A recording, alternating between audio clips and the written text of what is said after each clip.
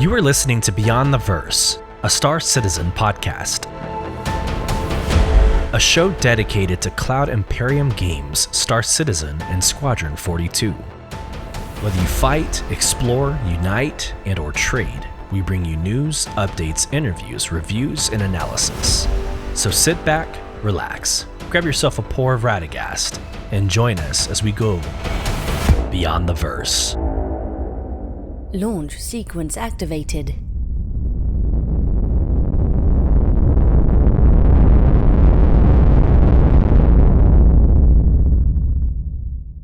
Hello, friends, and welcome to Beyond the Verse, Star Citizen podcast. I am your host, Sulyce, and this is episode 42, and I think our third episode of 2954 or 2024.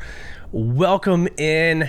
This has been a semi-slow, actually a very slow week in Star Citizen. So we're going to get through a little bit of the news, probably within the first 10, 15 minutes. And we'll save the majority of the podcast to go over a lore deep dive of the Red Festival, also known as the Lunar New Year. It's something that happens at the end of January, beginning of February, that brings in, actually it's one of the first events of the year for Star Citizen, but it brings in new ships, colors, paints, obviously events inside and outside of the game. So looking forward to getting into that with you, as that's just around the corner. Before that, let's get into a quick word from our sponsors, and we'll go straight into the community updates. Welcome back. Alrighty, so first off, community updates. I'm going to pause for a couple of seconds. This past weekend was my birthday, and that's not like a weird, I need you to celebrate it for me or send me like notes of love. Like I know it's there, and I appreciate that, guys. It's more that, like, here's how old I am. I am so old that I had pulled my abdomen muscles like a day before my birthday. I don't know. And whatever. I worked abs like the week before, like 2 times the week before, didn't tweak anything, didn't feel anything. I sincerely think I did it when I was sleeping. Like I think I rolled out of bed and I pulled a freaking ab muscle. But it was a very painful birthday for me. My wife blessed our family with a trip to the Kalahari Resort, so it was great. Indoor water park, had a really nice, like probably 3 or 4 star dinner at like a bourbon bar. It was amazing. But the whole entire time, my old ass is like hunched over like I should have a cane or something. Painful to go down water slides. That is how old I am. And I think that's when it kicks you right square in the nuts. Right in the nuts, you know. Like, you think you're doing really well. You had a very active, life leading up to this point, and now it's this. So happy birthday to me. I'm okay now, thanks, but now I've got vid, right? Now I've got the COVID. So drinking lots of water and getting through that. So it's been fun. So how's that for a community update? Well, let's actually get into the community update. And what's funny is I had none of this pulled up. So good job, Sulyce, in getting everything organized. All right, so last week, Org Night 4, we had Arena Commander, which I thought that was an amazing Org Night. And I asked the question, where do you spend most of your time in Arena Commander, and why? For fun, to train in the persistent universe. And we had a couple of responses that mentioned just training. They are using the Arena Commander's kind of freedom, the non-penalty state, to train in their multi-crew missions or their flying missions or FPS missions. That makes total sense. I think we talked about it last week in the Arena Commander game modes schedule update, but there's no penalty, right? There's nothing wrong or bad or negative going into Arena Commander. So that is the time to work out all your kinks. Absolutely. Right. Episode 41, we went in depth into the Star Citizen monthly report and the Squadron 42 monthly report. So I asked the question, Q&A, Describe what you want to see added, deleted, or changed in subsequent episodes for 2024. And here's the spirit behind that. There's a good balance, in my opinion. There's a good balance between owning your brand, not changing for anyone, making sure it's the Sulyce voice that gets heard through Beyond the Verse podcast. Like all that is true. It's all true. At the same time, though, who are you producing the content for? It's the listeners. I mean, I listened to this episode once for auditing purposes, but then I'm done with it, obviously. But this is for the other, I think that episode had over 500 listens last week. So for the 500 of you that listened to that episode, yeah, I think feedback is important. Now, will I take every single feedback as gospel and change everything? Well, probably not, but it's good to be flexible. And I think you have to be, especially in 2024, as content creators grow and Star Citizen grows in the content creator space, you're going to want to be relevant and remain relevant. So the question I asked again, what do you want to see added, deleted, or changed? Start, stop, pivot for those of you in the corporate world. What do you want to see changed in subsequent episodes? And here we go. We had 4 responses. Groza, a beloved member of our organization, Soul Provision, states, quote, "I love it when you read the little short stories, other source content for lore. My favorite was that child's schoolwork story," or whatever it was. Awesome. I'm glad to see the lore I'm reading is hitting home with you. Or whatever it was. I love learning cool stuff about the verse. Citizen Groza. And we're going to be getting into a lot of that today. We're going to actually go out of the game and learn about what the lunar calendar even is versus the solar calendar, who celebrates it and why, and then how did it end up in Star Citizen and what's the purpose. Like, we're going to be diving into that. What Groza is referring to is the first set of podcasts. I encourage you to go back and listen to them if you haven't already. The first set of podcasts, I take every listener through literally every single time capsule. So in the lore series, time capsules are short stories, collection of stories that walk us through major milestones from 2013, from 2013 all the way to 2951 or 2952. So there's some major milestones. The first quantum drive, right? The first time we meet an alien race, the Banu, a Banu named Jerry, right? We go through all of those stories, but the time capsules are like those milestone stories that you have to know to really speak about Star Citizen and Squadron 42. So that's what he's referring to. Awesome, Groza. I think you're going to love this episode. Dakota Riley, quote, "I love the lore reading and would love to see more of the lore that has been previously released when there isn't anything new to share. No need to remove anything either." Thank you so much, brother. I appreciate that feedback. Again, this episode is going to come to you, I think, in a good way. As you just noted, there's not a lot of news for this week, so we are diving into the lore. And then not removing anything either. Yeah, I mean, I think we really do have more of a business model here that works, and we know it works. We went from literally 0 listeners in March when we created episode 0 to where we are now. We have 11.7 thousand impressions on podcasts alone, and that's huge, right? That's huge in just 42 episodes, less than 42 episodes. Moving on, Patrick Haraway. Quote, "Love the lore, more lore always." And the final quote by Jude, "Line by line is perfectly fine." Okay, I have to preface this real quick. I also said many, many times throughout episode 41, if reading the monthly reports line by line is better or worse than summarizing, right? Giving like an abridged version of the notes, because that is something that podcasters tend to do. They naturally like the sound of our own voices, right? Obviously, or we wouldn't be doing a podcast. So we just talk, and, we want to make sure that the work that we're putting into the show is being consumed, is something that's desired, right?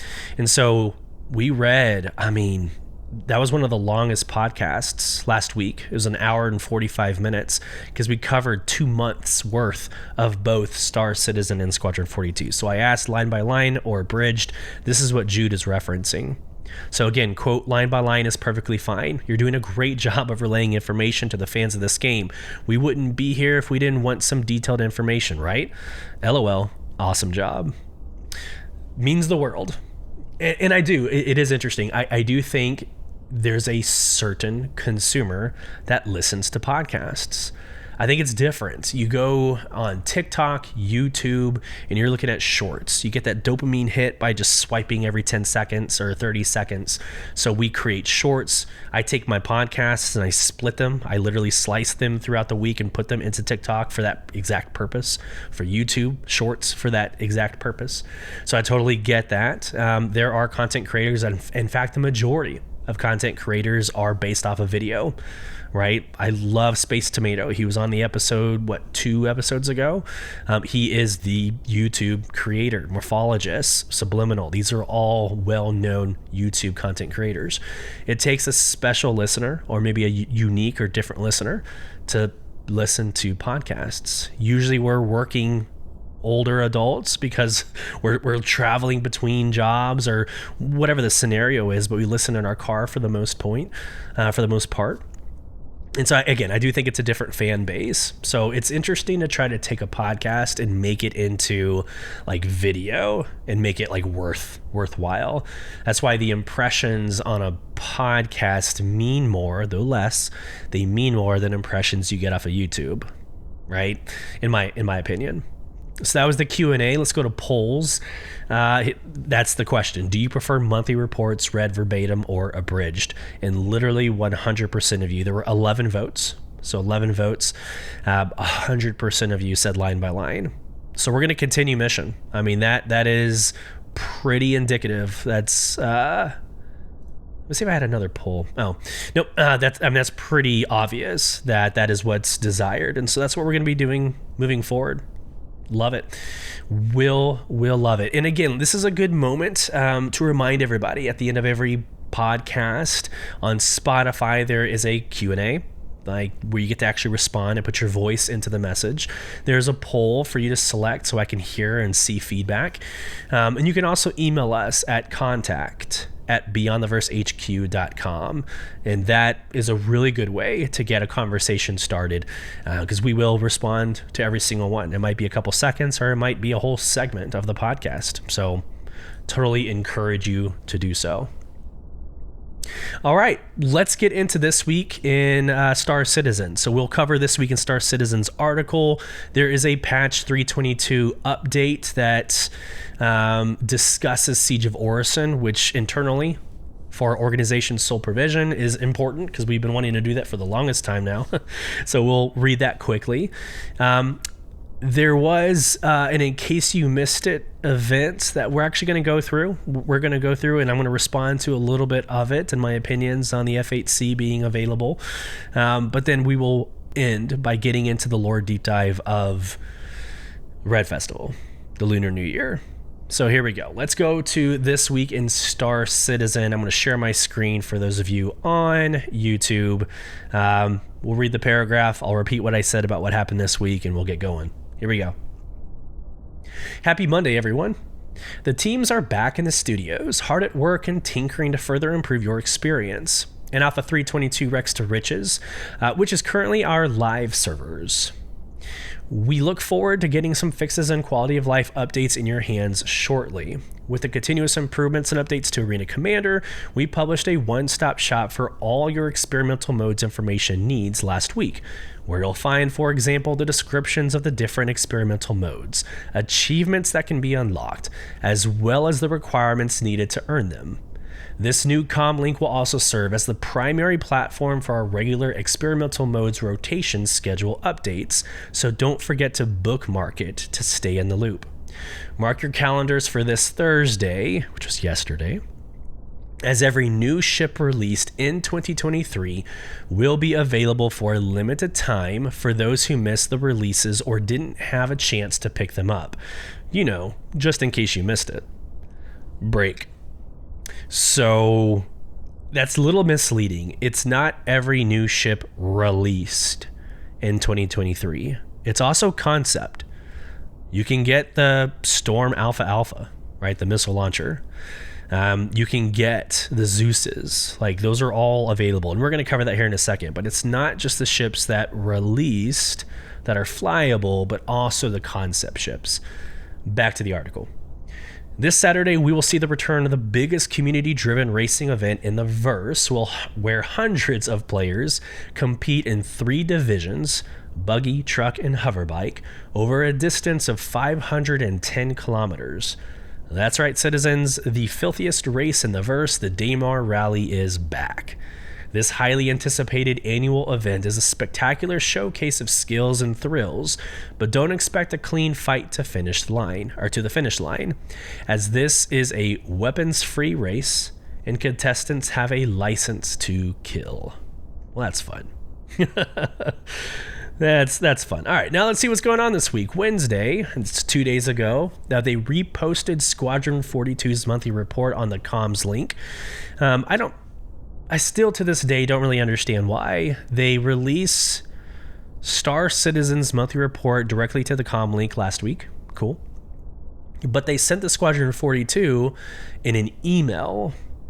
And so when I did my last week's podcast, I had to pull up the email and read straight off the email. Whereas, obviously, we just read it. On Wednesday, they just went to the comm link. Why not just put both in the comm link at the same time? I don't know the reason why. It's interesting. Back to the article. The roadmap update inside Star Citizen and Star Citizen Live are still on break, but they'll be returning soon with your favorite deep dives into Star Citizen content. Thursday will see the start of our In Case You Missed It promotion, where you'll have the opportunity to pick up any new ships released in 2023 that you missed out on. And Friday is National Popcorn Day. So happy National Popcorn Day, I guess. So grab yours to enjoy alongside our weekly RSI newsletter coming to an inbox near you. And then on Saturday is the start of the Daymar Rally. So the live stream pre-show starts at 4:30 UTC. Thank you, Frasia. Appreciate it. And then here is the bulleted list of the week. So there you go.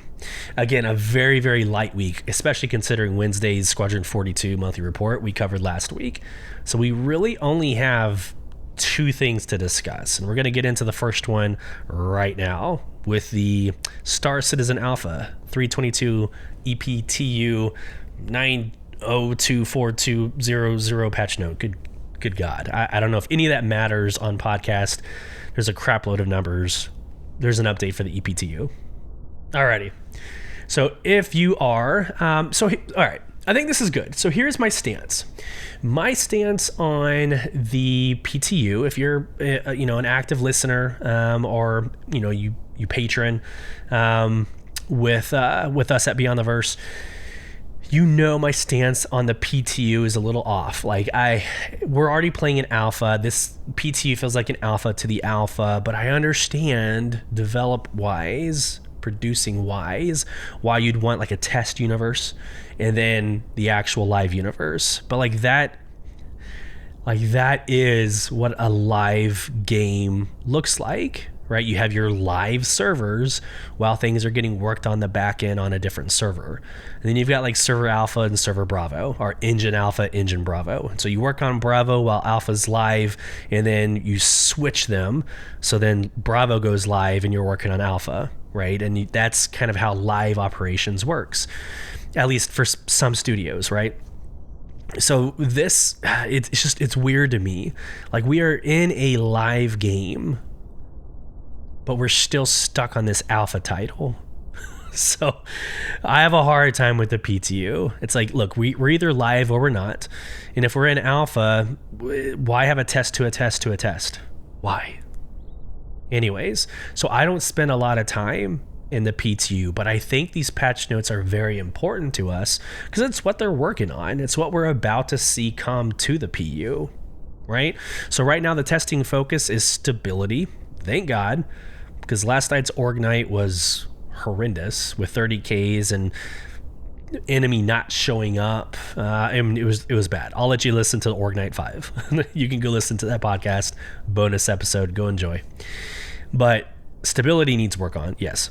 And then we have the Siege of Orison that they're working on, and they've been working on. We've seen a couple of these patch notes mention Siege of Orison, but there are known issues going on with it right now. So that's what they're working on. Turrets do not spawn in the second consecutive run of the mission. Lieutenants, who are like the boss fights, if you will, lieutenants are stuck beneath spawn locations. Shipping containers can spawn, become invisible. Island boss will fail to spawn. AI are not leaving their open spawn closets. Like, there's issues. Right? So this is what they're working on in the EPTU. I think it's good to call out. But they have solved 3 bug fixes and 3 technical issues. So they've solved the Siege of Orison barge missing on admin platform. They've solved the problem that I just mentioned about AI are not leaving their open spawn closets. And they've solved the anti-air do not shut down after disabling IFFI. Right? Good. So they're making progress. And then we have a technical fix. We have they fixed 1 client crash, 2 server crashes, and a server deadlock. So again, I think it's important for us to call out the patch notes, even when it's not in the PU, as it does pertain to what we can expect in the next couple patches. And honestly, Soul Provision is looking forward to Siege of Orison. We had so much fun in Jumptown. We have so much fun in Arena Commander. Like, the things that we do, we're event-based. You can't just and I guess you could, but you can't jump in every single night and do bounty hunting missions with a, hammerhead every single night. It's good to change things up, to have a salvaging night, a mining night, to have Jumptown into a Siege of Orison, Xeno Threat. Like, these are all going to be really fun events, and so we're itching, right? Like, we're itching for this to come out and be released for us. All right, I have the Squadron 42 month report pulled up. I don't even think it's worth talking or showing you on screen. It's just available. If you want to read it, it's in your mailbox, or it's now available on the comlink. So the RSI website, comlink, you'll see Squadron 42's monthly report. It's good. A win in Squadron 42 is a win in Star Citizen. Go read it. I still think this year is a good contender, although I'm starting to lose hope because we haven't really seen or heard anything from any pipeline, but that's supposed to be coming very soon. Okay. Probably the one and only news that came out of this week in Star Citizen was this, in case you missed it. Okay, my initial reactions, great, love it. Let's spend more money. And I don't mean that sarcastically. Like, this is a good opportunity to pick up literally every single ship, released or in concept, to include the F-8C right now. Right? I mean, this is a really cool opportunity, and it's nice. I don't know if January is the right time to do it, because you just had, IAE. You just had IAE. You just had the December holidays. I mean, hell, I just had my birthday, so I've had like 3 things of major spending happen. I don't know if this is like the right marketing time to do it. I don't know how many people are going to be spending, significant amount of money after all these events, but it's a great opportunity. If you have the money. It's every ship. In my tweet from a couple of days ago, I put just the ones that released, but let's just go through the article. I'll take you through it. Let's go on the journey. So on the very top of the website, again, for those of you on YouTube, I am sharing my screen. You can see this and walk along with me.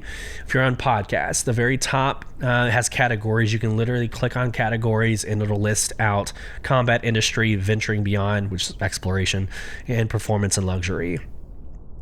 So you can shop by category if you want to. And here you go. Here's the article. So I'm going to clear my throat real quick. Excuse me.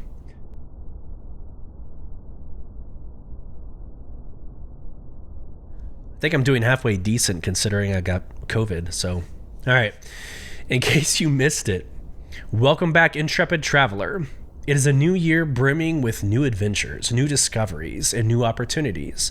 And what better way to start than with the latest vehicles from the galaxy's top manufacturers? nasty fighters armed to the teeth, industrial behemoths, scrappy salvagers, lightning fast snubs, and unique alien conversions, just to name a few. If you're curious about the new ships and ground vehicles released through 2023, you're in the right place. Be sure to grab them now through January 29th. January 29th, that's 10 days from this episode's recording. The universe awaits your return. So there you go, combat. And again, you can click on combat. It'll just open up those ships, but here's a shoveler. I think last week's episode, I said at Amazon, we call things scrollers. It's shoveler. A shoveler is something that you can pull left and right or click left and right, and it'll shovel the item in front of you. So we got a shoveler for combat, a shoveler for industry, venturing beyond, performance, luxury. And then here's a list of 24 vehicles. Right? And we're just going to go through them real quick. Some I completely forgot launched, like the Scorpius Centaurus. Completely forgot that was like a 318 launch. But here we go. A1 Spirit, $200. The Arastra, this is my point. The Arastra was not released last year. It was in concept, right? It's in concept. So it's not just flyable, it's also in concept. But the Arastra, $575. Good God in heaven. C1 Spirit, $125. The Cutter Rambler, I'm doing it. All right, I've never addressed my reactions to the Cutter Rambler. I am going to take a moment to talk about it. So in December, I made the commitment to you. I made the commitment that I was going to purchase the $50 LTI for the Cutter Rambler and only fly that right through the rest of the year. I like it. I like the Rambler. First off, I hate the aesthetics. It does still look like an RV. I can't get over the aesthetics. Okay, but aesthetics aside, it's the perfect little ship. And I hate saying it so much. But for $50, I don't know if there's a better ship for $50 that can do just basically everything, right? Great storage, long distance, good shields, good ammunition, fun to fly, moving VTOL, right? And I think that's cosmetics, but moving VTOL is super sexy to see. It's great visibility. I'm sorry. I'm sorry. But hopefully this is proof that I am flexible and I'm not just stuck in my way and I'm going to believe one thing and can't be influenced. I told you I'd give it an honest try and it grew on me. So I still have, to this day, the Cutter Rambler in my hangar and will probably keep it there and not upgrade it. It's a really good, if I just have 30 minutes to get out and do something, I'm probably going to take this guy. All right. There I said it. Back to the article. All right, we're 4 vehicles in. The next one, Cutter Scout. That's another $50. The F8C Lightning. So this is the same. It even tells you at the very top, event badge is required. So now during this event, so I'm assuming now between January 29th, the next 10 days, your lootable boxes, so the red boxes, gray boxes, have the potential of dropping a golden ticket.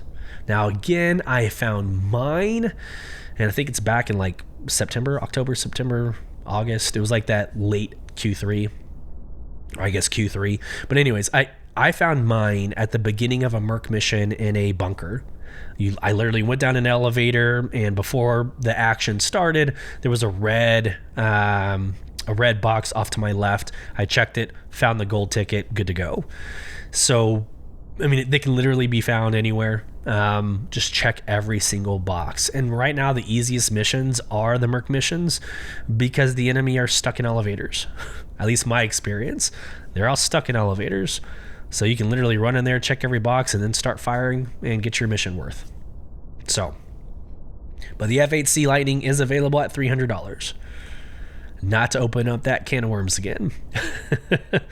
The Fury $55. The Fury LX $55. The Fury MX, which is my personal favorite, $55. The Hull C right? The whole C, that's still pretty buggy. I will warn you on that. If you think it's a sexy ship and you want to get it, by all means, have fun.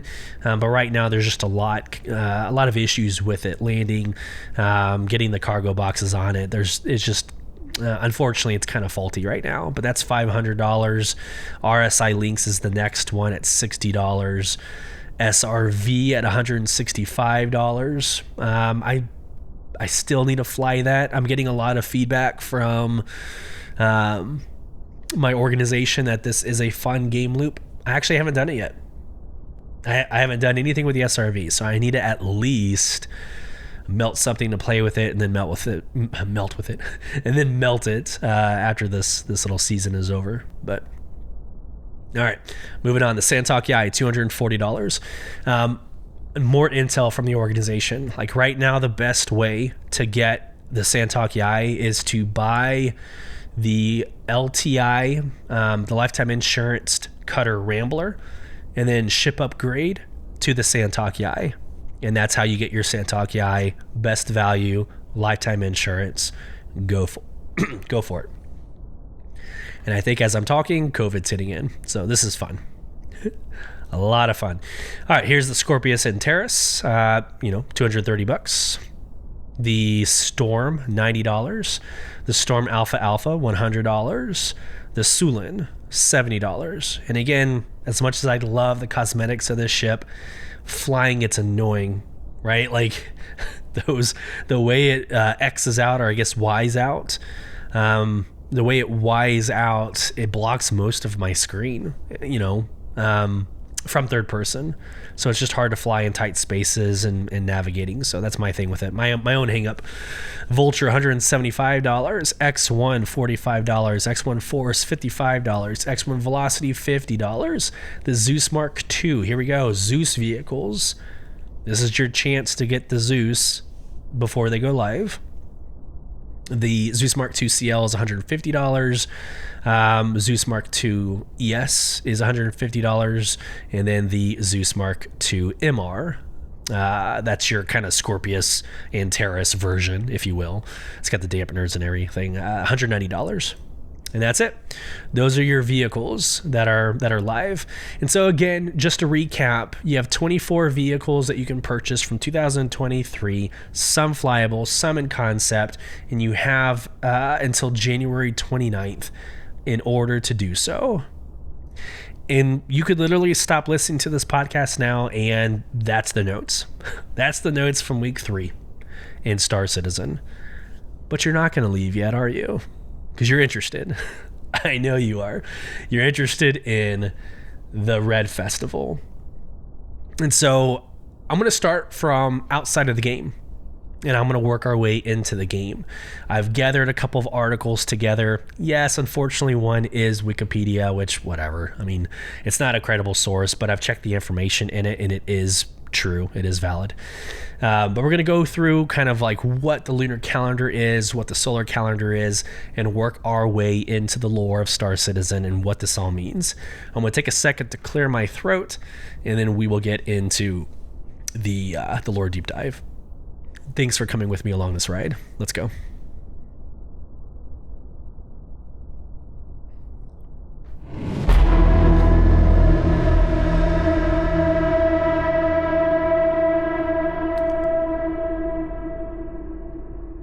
What is the lunar calendar? A lunar calendar is a calendar based on the monthly cycles of the moon's phases, in contrast to solar calendars, whose annual cycles are based on the solar year. The most widely observed purely lunar calendar is the Islamic calendar. A purely lunar calendar is distinguished from a lunisolar calendar, whose lunar months are brought into alignment with the solar year throughout some process of intercalation, such as by insertion of a leap month. The details of when months begin vary from calendar to calendar, with some using new, full, or crescent moons, and others employing detailed calculations. Since each lunation is approximately 29 and a half days, it is common for the months of a lunar calendar to alternate between 29 and 30 days. Since the period of 12 such lunations, a lunar year, is 354 days, 8 hours, 48 minutes, 34 seconds. Purely lunar calendars are 11 to 12 days shorter than the solar year.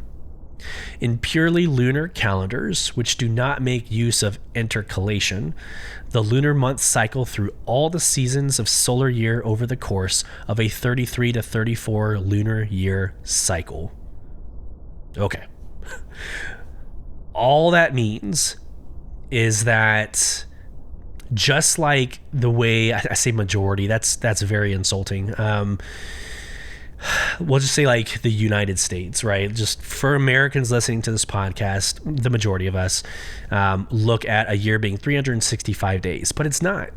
It's not a true 365 days. There is a leap year. Every 4 years, we have a 29th day in February, right? It's the way we kind of catch up, or the way we quote unquote correct ourselves, because we are a quarter difference each year, right? So just like that dynamic, there is a dynamic in a lunar calendar watching the phases of the moon, except in this situation, it's a lunar month, right? So I think that's what I get out of that whole description. But we have the change of seasons in the summer, right? We can measure it by shadows. We do that all the time. Like that's how they used to do it before technology. So we have this like solar way of understanding seasons, a solar way of understanding what an entire year is, which is a full cycle around the sun, right? It's not always about the sun though. In this scenario, in this background, this culture, primarily the Islamic culture, used the moon to do so rather than the sun. Back to the article, the history of the lunar calendar. A lunisolar calendar was found at Warrenfield in Scotland and has been dated to circa 8000 BC during the Mesolithic period. Some scholars, good lord. Some scholars argue for lunar calendars still earlier, circa 17,000-year-old cave paintings at Lascaux in Marshak, in the marks on circa 27,000-year-old bone baton, but their findings remain controversial.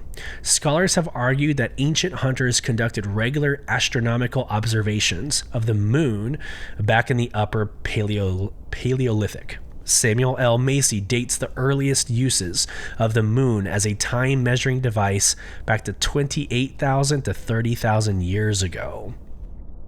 Start of the lunar month. Lunar and lunisolar calendars differ as to which day is the first day of the month. Some are based on the first sighting of the lunar crescent, such as the Hijri calendars observed by most of Islam, and historically the Hebrew calendar.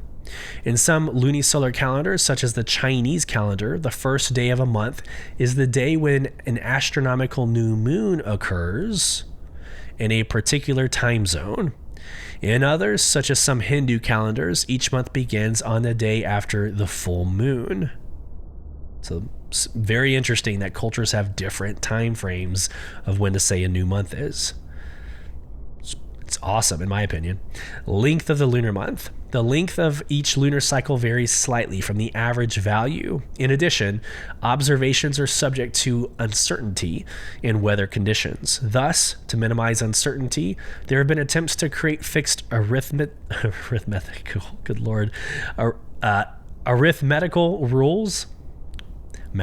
rules to determine the start of each calendar month. The best known of these is the tabular Islamic calendar. In brief, it has a 30-year cycle with 11 leap years of 355 days and 19 years of 354 days. It's crazy how it's offset. In the long term, it is accurate to 1 day in about 2,500 solar years, or 2,570 lunar years. It also deviates from observation by up to about 1 or 2 days in the short term. The algorithm was introduced by Muslim astronomers in the 8th century to predict the approximate date the first crescent moon, which is used to determine the first day of each month in the Islamic lunar calendar. Alrighty. I think I'm going to stop there. There's a lot. I mean, that's a lot of for the lunar calendar. There's a lot of information there. And I think, again, I wanted to depict, and this is for, unfortunately, like most Americans, there are many other cultures out there that don't necessarily do the same things we do. And that sounds insulting. I don't mean it to sound insulting. It's just, unless you have traveled and been part of other cultures. I was in the military and was blessed to be embedded with a lot of these cultures and saw it firsthand. But the way others tell time, the way they tell seasons, there are many other cultures. So when I get asked by Star Citizen fans, and I have been asked inside of my Soul Provision organization, like, what's with the Lunar New Year? That makes no sense. Why would we celebrate that? Maybe the Chinese New Year, like that kind of makes sense. But the Lunar New Year, why would we even do that? Well, the idea, and we're going to get into that here in a second, but the idea is that literally everybody from Earth leaves Earth and are scattered throughout the universe in Star Citizen, right? And so they take the cultures with them. And these cultures go and they thrive, whether in Stanton or Pyro. It's not just the American culture that goes and thrives. Literally all cultures. So if you take the Banu, which this is kind of a real story in the game, but if you take the Banu and the Xi'an and throw a different culture in there, you could influence an entire alien race. And by the time Americans get there, I mean, it's a blown out, culture. And you're like, wow, they actually use moons to tell time rather than orbits around the sun. And so this is what this is. It's this like dichotomy or diptych, right? Of like what we expect to happen in Americans, right? Or as Americans, like we expect this to be the case in space. The Banu and Xi'an just adopt our culture. Why would they adopt ours and not someone else's culture? And so I think it's interesting to let's lay the ground that there is in real life, there are other methods of measuring years than just what we do, in our little box of a culture. I hope that makes sense. All right. So let's get into the portfolio and the Galactopedia of the Red Festival. And I will be sharing my screen for the aesthetics of this. But actually, I'm going to start with the Galactopedia update, and then we'll get into the portfolio. So if you go into RSI's website, I usually start all my lore deep dives by doing this. I go into the Galactopedia update. These are official, approved narratives by the narrative team from CIG. And so you kind of start here, and then you work your way down the rabbit hole. So this is literally the Red Festival. Quote, Red Festival is a holiday celebrated in late January or early February, annually in the United Empire of Earth. It originated in Old Earth, Sol 3, customs that celebrated the end of the year by tracking the lunisolar calendar, or cycle, instead of the solar cycle. Humans who followed the lunar calendar took their practice with them during the human colonial expansion era. That is exactly what I've been talking about. So the human colonial expansion era between the years 2380 and 2530. If you remember, that is the time frame where RSI was pushing people to get into these more affordable spacecraft to go explore, help discover jump points, etc. But it was this massive culture push to get people off of Earth using their cheaper platforms. Right? So you had this massive expansion era. Not everybody expanded or was part of the expansion. Not every culture was part of the expansion, but those who did, it wasn't just one culture.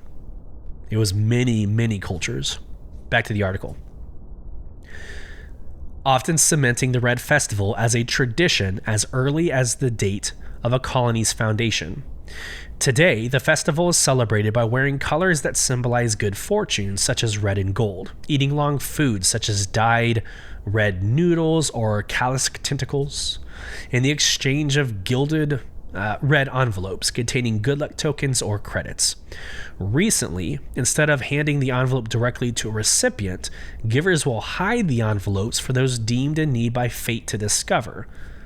Banu often join the festivities, hiding red envelopes in honor of Kasa, the patron of luck. Clearing my throat because, I'm absolutely dying at this point. Whew, okay. I'm glad COVID's hitting me like now, and hopefully I can get over it between now and the next episode. Oh my god. All right. So there you go. There is the Galactopedia update of the Red Festival. Let's get into some of the portfolios. We'll get into portfolio of the Red Festival, a story about or around the Red Festival, and then we're going to compare 2952's, so 2 years ago, and last year's 2953's Red Festival to predict what could be happening at the end of this month. Let's go into the portfolio, sharing my screen. And let's see if I can get through this. Bear with me. Here we go. Each year, beginning in late January or early February, millions of gilded red envelopes are hidden across the UEE. Those fated to find one will discover a good luck token or credit intended as a hopeful sign of the year to come. For centuries, giving friends and relatives red envelopes was one way to celebrate the Red Festival. Yet it wasn't until the 26th century that hiding the envelopes for anyone to find became part of the tradition after the Banu enthusiastically embraced it as a way to honor Kasa, their patron of luck. People took to the new tradition and relished the chance to find a little bit of luck tucked inside a discarded magazine or hiding atop a storage locker at the end of a dark space station hallway. The Red Festival originated on Earth well before humanity explored the stars, when some early cultures carefully observed the moon and celebrated the start of a new lunar year. The holiday eventually became known as the Red Festival, as its reach and influence spiraled further and further away from the Earth's orbit. Still, many of the traditions stayed the same, like wearing red and gold for good luck and exchanging gilded red envelopes. Humanity celebrated these traditions for millennia before colonists took them to Mars when it was settled in the 22nd century. While the Red Festival was celebrated on the Red Planet, its popularity wouldn't explode until the early 25th century when an explorer claimed it helped him make history, and many others came to believe that celebrating it would bring luck to their journey. Today, the Red Festival is more popular than ever and widely celebrated across the UEE and Banu Protectorate. So how did a holiday focused on Earth's lunar solar cycle become so beloved? Lift off-world. The United Nations of Earth, here we go. Good Lord. The United Nations of Earth formed in 2380 to unify all of Earth's nations under one government. It was a historic moment meant to bring people together and facilitate humanity's expansion into the stars. At the time, Earth was in a precarious position. Despite having terraformed Mars and the new system of Croshaw, humanity's home world was still desperately overcrowded and pristine wilderness increasingly scarce. Pollution choked many major cities and people's quality of life was in decline. While advances in commercial spacecraft and terraforming tech made living off-world possible, it remained extremely expensive to leave Earth and surprisingly difficult to convince people that life off-world might actually be better. To address the issue, the UNE created the Eastern Expansion Program to support nav jumpers on their search for new frontiers and encourage people to fill colony ships. The program was met with modest success before being rebranded Project Farstar in 2412. Now considered a key driver of the human colonial expansion era, Project Farstar opened offices in major cities around Earth to recruit colonists, aid explorers with subsidized ship upgrades, and more.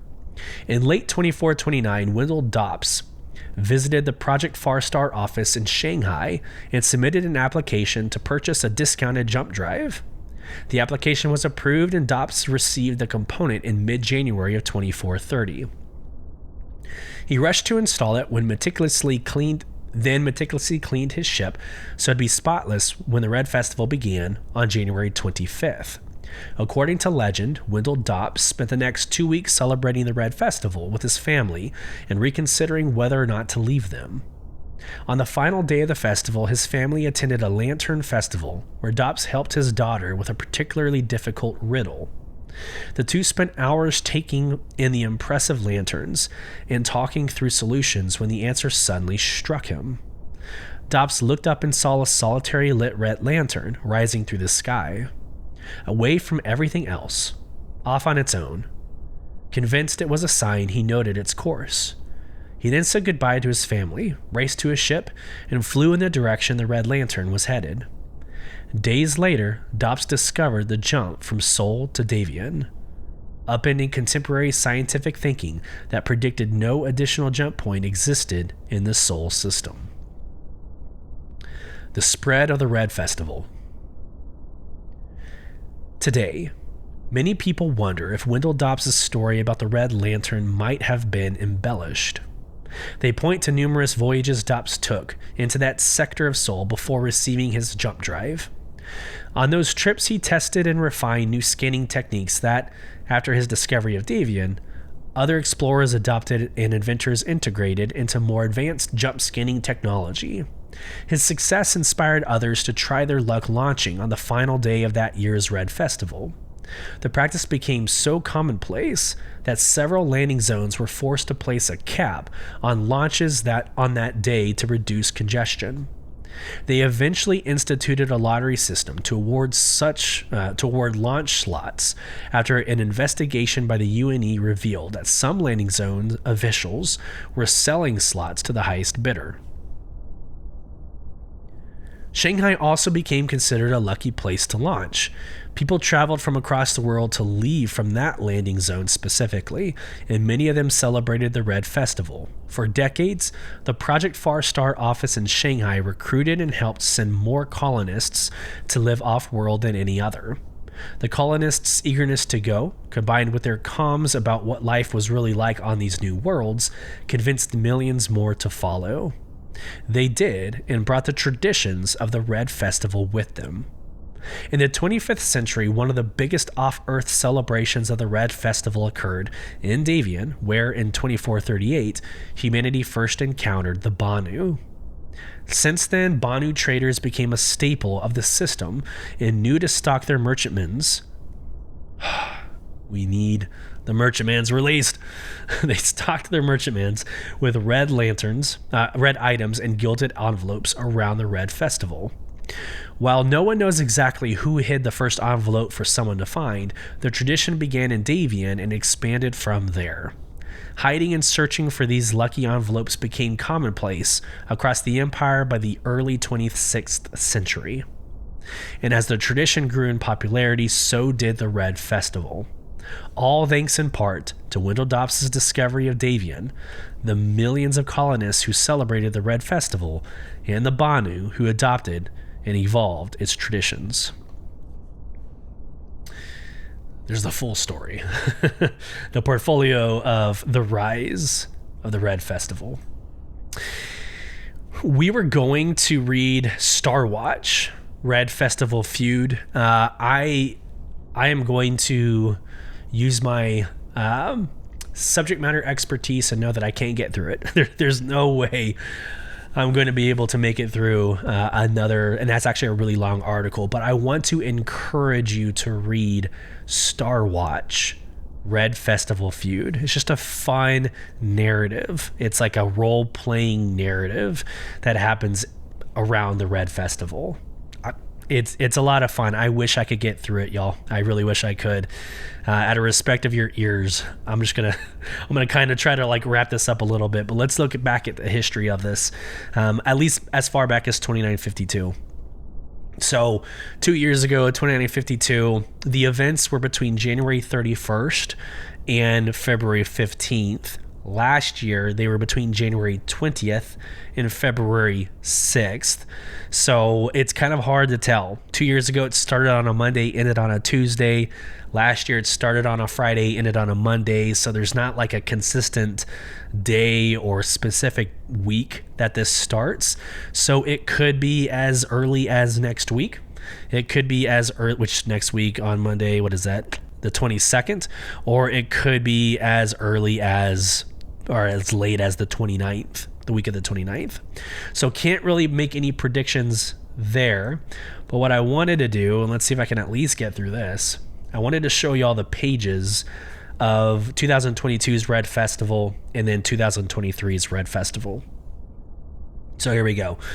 You get Red Festival paints. That's usually pretty standard. I think every year, this year and, 2022 and 2023, you can get all the Red Festival paints like in one pack as the ships change that get the paints.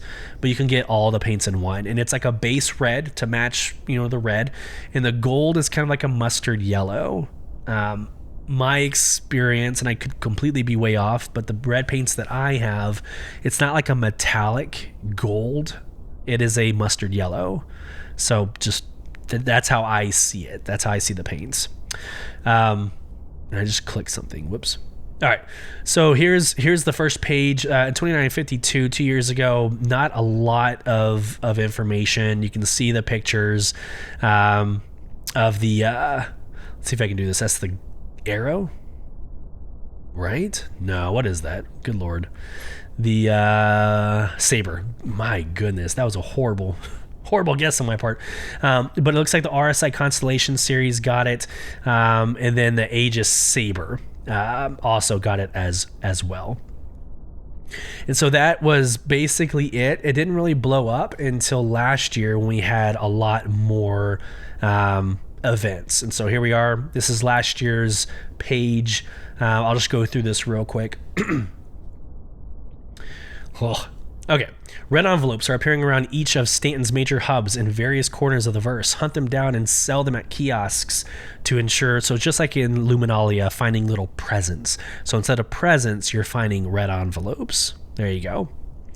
So there's that. Press your luck. Here's Defend Orison. So this is why I've been saying Siege of Orison should be right around the corner, because it was this time last year. So they released, or they had Siege of Orison during the Red Festival. So press your luck, Defend Orison. Why not put it all on the line, defending Crusader's crown jewel from the ruthless outlaws? Save the day or die trying in a blaze of glory. In any case, it'll be a Lunar New Year to remember. So Siege of Orison happened. Oh, good Lord. The red cards to find, the community contest of taking screenshots of you and your envelopes. You ended up getting these wooden, like, chickens. Let me just read this. It was like chickens or something. This year, roosters. This year, players get to keep a commemorative red envelope as a memento of their prosperous Lunar New Year adventure, as well as wooden roosters that are sure to bring your ship luck when perched in its cockpit. So I'll probably put that in my Bunny Merchantman when I get it, as well as, whatever envelopes I get. And then here's your auspicious red paints and ships. So for this year, or for last year, it was the Carrack and the Pisces. So pick up the 2953 auspicious red paint to give your Carrack or Pisces that extra bit of luck all year long. But again, it had a set where you could get those two plus the 2022 paints. So I guarantee you'll be able to pick up all of them for this Lunar New Year, a Red Festival. All right, I am going to. What a bummer! What a bummer! I wanted to read that other article. I'm gonna drink some water. I'm gonna take a little bit of a rest, but thank y'all so much for joining me in episode 42. I'm glad we were able to get through at least most of it. I hope this finds everybody well. So bad. You've been listening to Beyond the Verse, Star Citizen podcast with me, your host, Sulyce.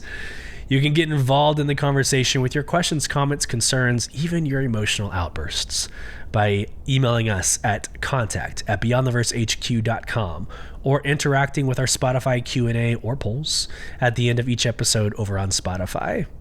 Join our in-game organization Soul Provision by applying at www.robertspaceindustriescom/orgs/provision.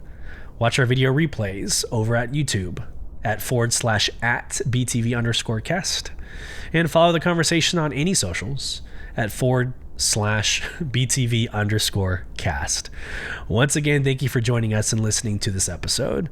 We hope this finds you well, and until next time, safe travels as you traverse beyond the verse. Take care, everybody.